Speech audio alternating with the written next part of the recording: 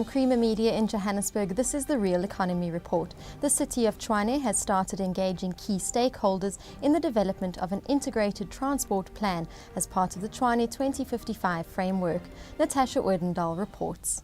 In the run-up to Tshwane's official launch of its 4-decade Tshwane 2055 framework in October, the capital city has engaged multiple key stakeholders to finalize the development of an integrated transport plan. The City of Tshwane aimed to build an efficient, affordable, accessible and integrated mass transport network that supported the city's targets of a well-governed, well-managed, modernized and integrated city. The network would interlink and support all means of transport modes, such as trains, minibus taxis, buses, pedestrian movements, cycling and other vehicles in and around the city. City of Tshwane Executive Director for Strategic Development and Implementation, Msizi Mnyeza, tells us more. I think transportation or transport plan is one of the key areas that we think can assist us, not only in moving people from the areas of their residence to their job opportunities or areas of work, but it is an area that we can use to restructure the city form. So I would say to date, the kind of input that we're receiving is actually beginning to ask us some key questions that we must respond to. But I think the challenge that we're sitting with now is to say, how do we develop a coherent plan that will respond to the challenge that we've identified? The input that we're receiving from different stakeholders is posing a number of questions from a strategic intervention point of view on which are the areas that we need to start implementing urgently and which are the ones that will actually lay the foundation for other things to happen in the future. So we value this consultation process. Look, I think the strategy, I would say, is being implemented.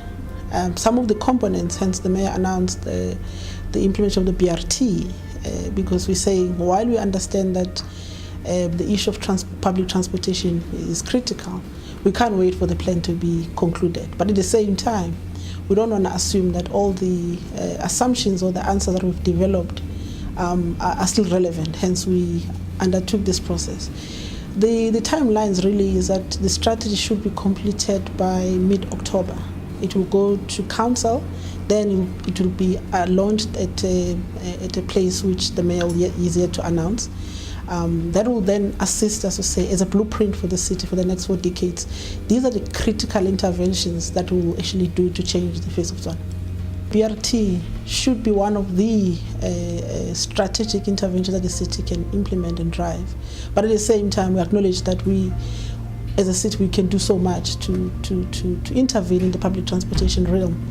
And hence, the point that we're really making is not only about implementing BRT in isolation from other modes of transport, but it's how to ensure that our BRT is linked to critical nodal points in the city, such as your Gautrain station and other places in the city that actually we see as for potential growth.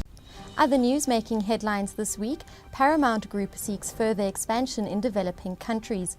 UNCTAD suggests that South Africa consider tax regimes that favour industry over finance, and stakeholder relations are prioritised as Sasol recalibrates to the post-Marikana world.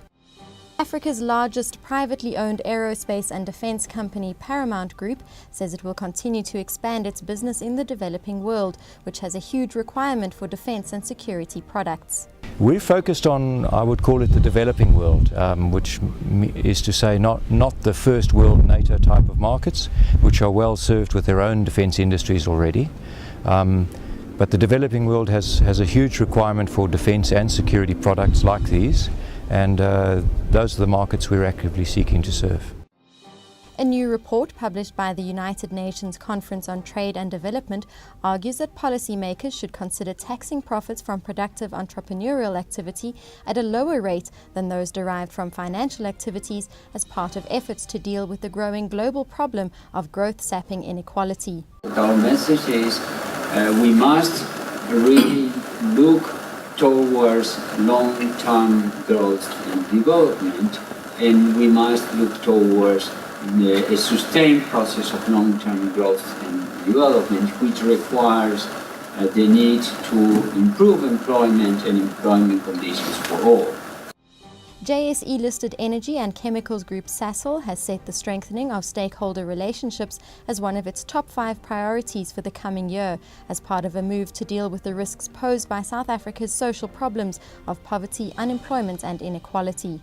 Americana, lessons learned.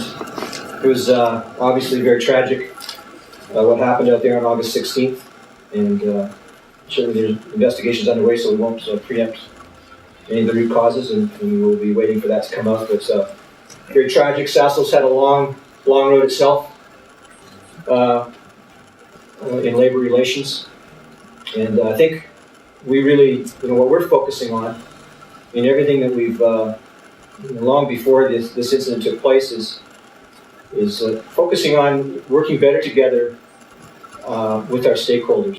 That's Creamer Media's Real Economy Report. Join us again next week for more news and insight into South Africa's real economy.